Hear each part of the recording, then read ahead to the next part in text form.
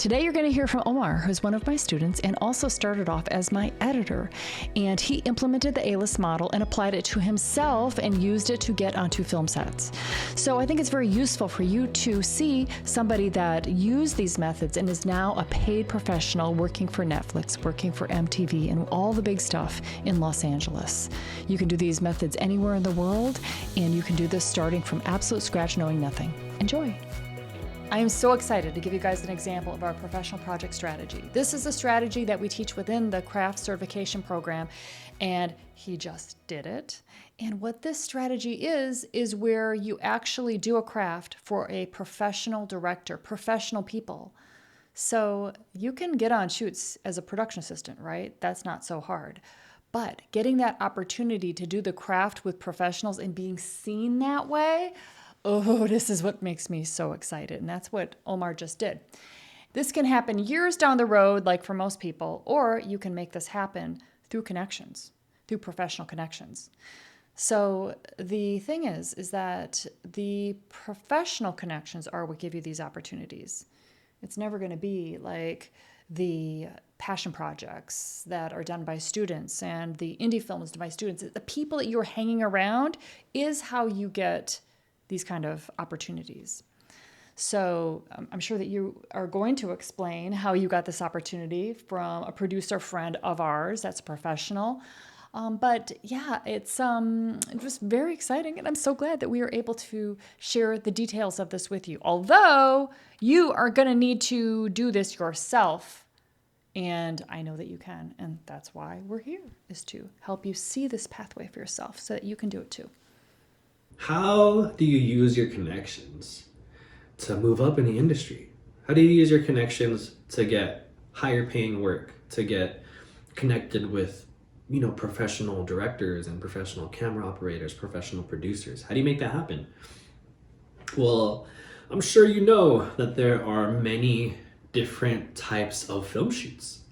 And if you're listening to this, maybe the majority of your film shoots are lower budget indie films or student films where it's a lot of people that are wanting to get into the industry, but no one actually works in the industry full time.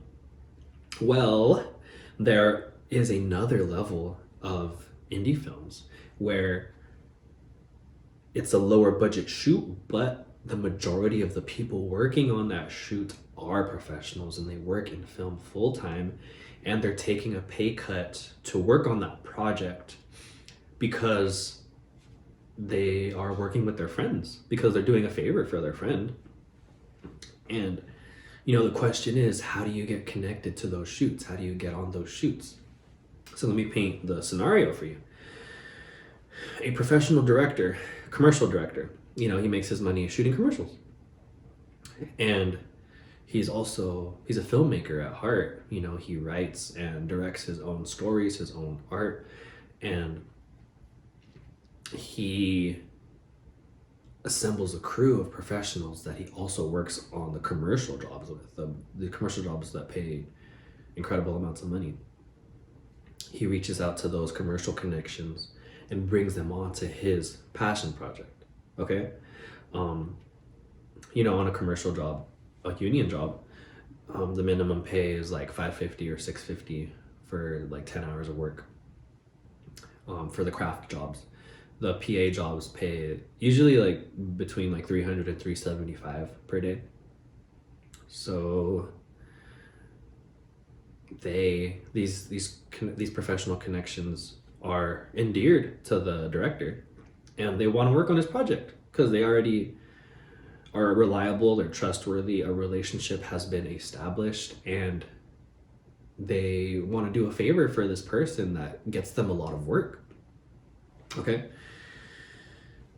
Now, where I come in, part of being a freelancer is knowing how to follow up, knowing how to reach out, and basically nurturing these relationships, these connections, because it's all connections, nurturing these relationships over time to have a successful career. So one of the things that Janet teaches us is basically just to reach out to a couple people every day or every other day, and basically stay fresh in their minds. So I was doing that, I think it was on Friday. I reached out to a couple people. I sent a text, something like, I'll call her Ashley, like, oh, hey, Ashley, what's up? How's it going? I just wrapped sound mixing a TV show. It was a comedy. It was really funny. My schedule is pretty open next week if you need a PA. And so anyways, this person that I'm talking about, Ashley, she had hired me before as a PA. She's a production coordinator. And she hired me on a commercial job, multiple commercial jobs. She's hired me as multiple commercial jobs as a PA.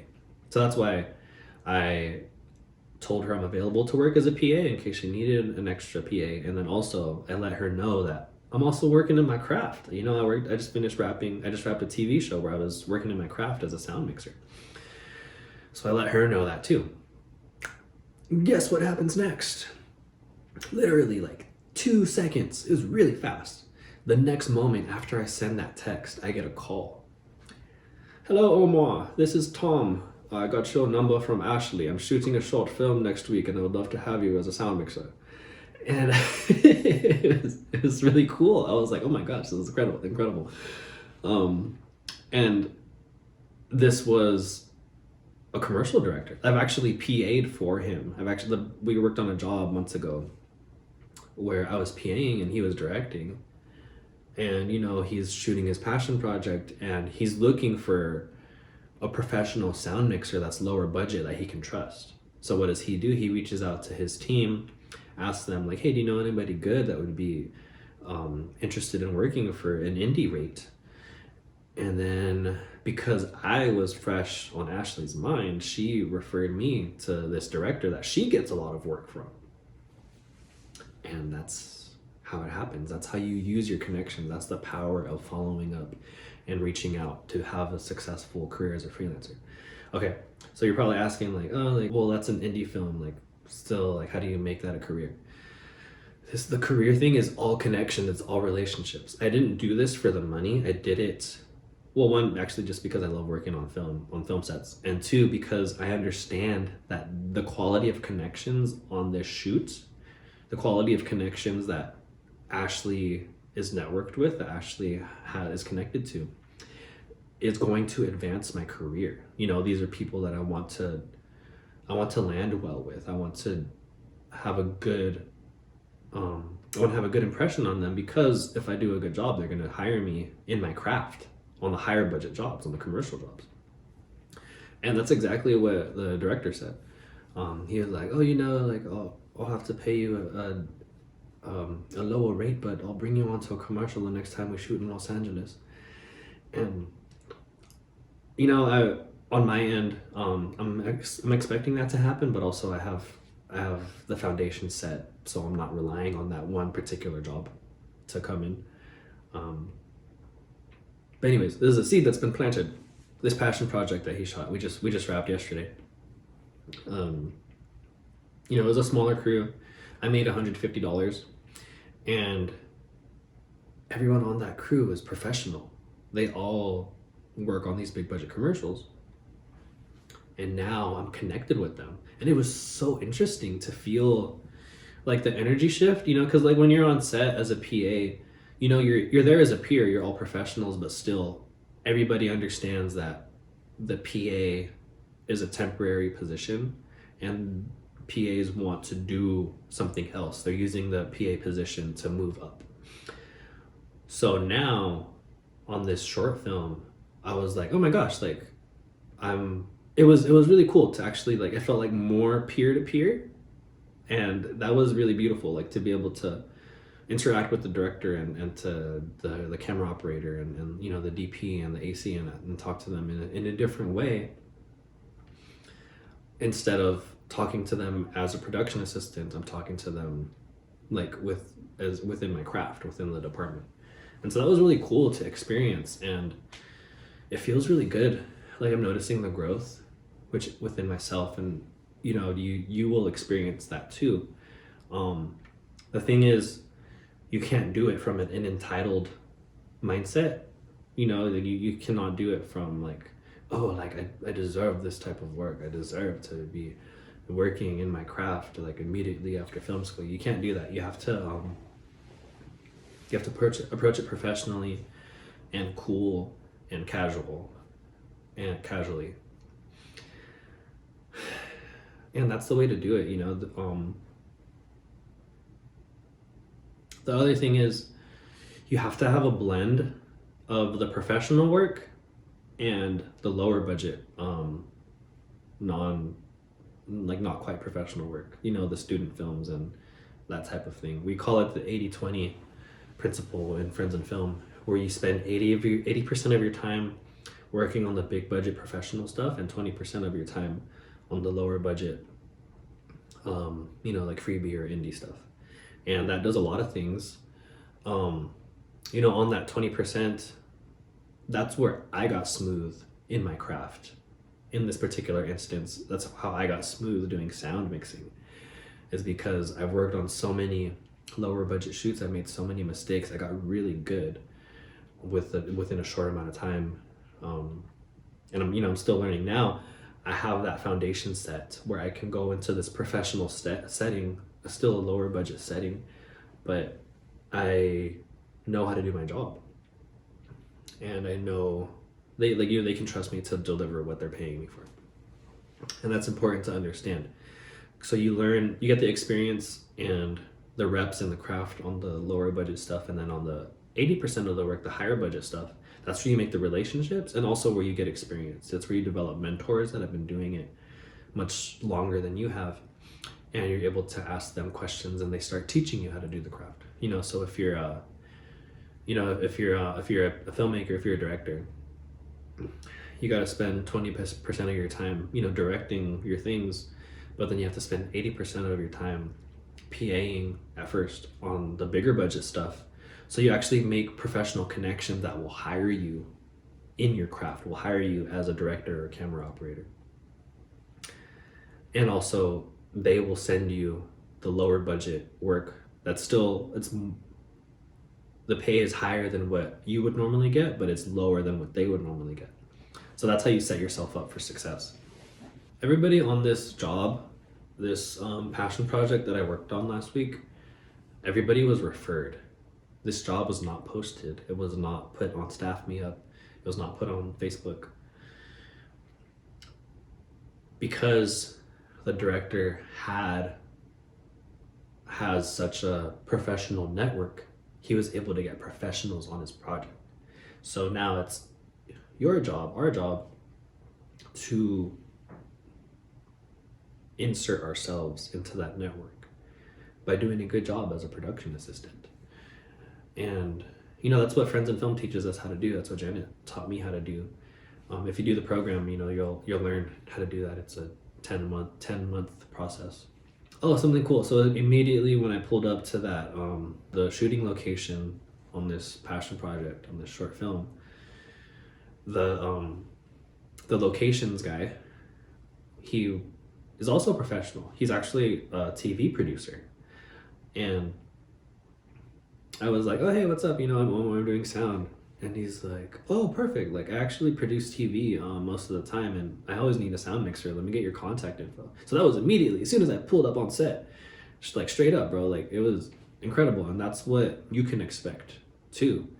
So now I have this connection into the TV world, which is it's a big step for my career too, because that's what one of the things that I want to get into is I want to work on more TV stuff. I get on like a season of something and collect my days to join the union, and also like start making money. Something cool that I learned about myself is I really enjoy just like working 1 or 2 days or 3 days at a time, and then taking like 2 or 3 days off and then working again on another project like 2 or 3 days. Like, that's really cool. I really love that lifestyle, and that's very similar to what Janet does, working on commercials. But then I asked Janet for like career advice, like, okay, like what's my next step? And she was like, okay, well now you got to get on a reality TV show or a feature film, so that you just have one project that you're focused on. And that's really outside of my comfort zone. Like, I don't really like working on a longer term project, but I understand how it will advance my career. So that's why I'm seeking this opportunity. Janet was able to give me that career focus. And that does multiple things to that will level me up. One is if I'm on a long-term job, let's say like, long-term, let's say like 30 days. If I work 30 days, that's like 30 days of consistent work where I'm getting paid in my craft. Let's say like a reality TV job that pays like $750 a day. If I work 30 days, how many is that? How much money is that? I'll find out right now. So 750 times 30. That's like $22,500. It's a good amount of money. And so one, like I'll make that much money, which I'm expecting to happen. And then the other thing that happens is I have those 30 days of professional reps. Like it's going to make me so much smoother in my craft so that I can get on even higher paying jobs. And I've already working on reality TV. You're gonna have to put out certain fires. You're gonna have to solve certain problems and get really smooth. And then when you do that, it just gives you another level of confidence. So that's what I'm expecting to happen too, and why I'm seeking those opportunities. The other thing is collecting days to join the union, which I also want to do. And you have to work in your craft with a call sheet and a pay stub for a certain amount of days. And the fastest, quote unquote, fastest way to do that is, if you get booked on a season or a couple seasons of something or a feature film, that's a lot of days. So even though I don't necessarily want to work on those types of projects for the entirety of my career, Janet is able to give me the perspective to seek out these opportunities so that it will advance me faster. Because, she's been doing this for 20 years, 25 years. And she's able to give me that guidance and tell me what steps to take and how to make it happen. I'm excited for it. It's pretty cool. And who knows, maybe I like it. Maybe I'll end up loving working on TV and feature films. I worked on a TV show last week. It was short. It was a TV pilot. I jumped on halfway through the project, so I only worked 3 or 4 days on that project. And I made $500 a day. And it was cool. It was awesome. It was a challenge. But I understand that I'm so much smoother because of that. And when back to this short film that I worked on Monday, when I pulled up and talked to that locations dude that was also a TV producer, he asked me like, oh, what have you been up to, or have you been busy? And I was like, oh yeah, I just wrapped a TV show last week. And he's like, oh, I do TV. So, and he was like, oh, let me get your contact info. He didn't ask me like, oh, like what'd you do, or like what was the shoot like, or whatever. It was just like, oh, cool, you work in TV, let me get your number. And that's how it works. Like if you're getting hired, you can obviously do the job well. And when people know that about you, it's like you pass the filter. You're already working on film sets, so you're good. Now you just have to get those opportunities. You have to get on those film sets and make it happen. You have a good career when you're in people's phones and they will think about you and they will associate you with your craft, and when they know that you can do a good job in your craft. So this professional passion project that I worked on last week, or that I worked on Monday, because of this, now I'm in 10 more people's phones as a sound mixer that will think of me when they need a sound person. That is very valuable. That is one of the main reasons why I did the job, because I understood the value. You have to understand the value of relationships. And like when you're on set, like you got to be cool. You make friends. You do the job well, and everybody's happy. Do the job with a smile. Understand the flow of the production, and do the best job possible. That's how you get hired back, and that's how people will take you seriously. And you got to take it seriously. You can't just be like, oh, like I'm a filmmaker, I'm gonna make my art. It's like, yeah, that's cool, that's important, you also have to be like, okay, yeah, this is what I do for a living. I'm gonna show up prepared. I know, I know how to do the job well, and there's no like entitlement. That's the big thing that's coming up. That's come up in this podcast. You can't be like entitled to do this. It's more like it's a privilege to be on set, and I'm grateful to work on this job, and I'm gonna do the best. I'm gonna do my best. I know I'm good because I have so much experience. When you can walk onto set with that kind of mindset and that attitude, and like, oh cool, like I'm gonna have a, I'm gonna enjoy this. I love making films. Then that's what people want to hire. People want to hire people that can do the job well, and that are cool to hang out with for 10 or 12 hours on set.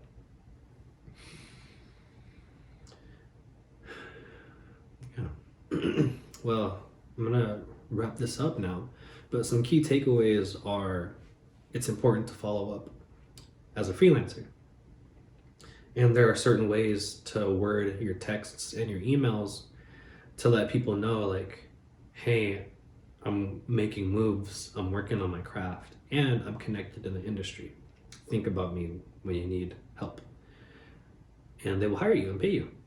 So that's a key takeaway. The other thing is there are strategic ways to work on professional projects and to get more professional work coming in. And it's important to have 80% of that professional work and 20% of the non-professional work or the lower budget stuff.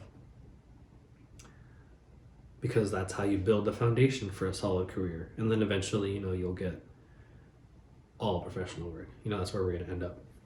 But maybe you mostly do only the non-paying or the very low budget stuff. Like, that's not the best thing to do to build a career. You need to get on these big budget sets, and you have to get good, and you have to make those professional connections. Otherwise, like, who's gonna hire you? Who's gonna hire you to direct the major motion thing or major motion picture? Who's gonna hire you to act on this like multi-million-dollar commercial? You got to make the solid connections and have the track record and have the reputation in the network that you want to go in. You have to insert yourself in that tribe, and that's how you have a good career. That's what Janet teaches us how to do. Check out the program. It's good stuff. That's how I'm building my career and how I'm working in film. Yeah. Thanks for listening. I hope y'all get rich and famous. I'll see you in the program. Peace out. Thanks so much for listening. And if you want to take your career to the next level in the film industry, go to friendsinfilm.com/join. That's friendsinfilm.com/join. You can sign up for our mini course, learn about the A-list model, and then you can take it all the way and do the A-list program.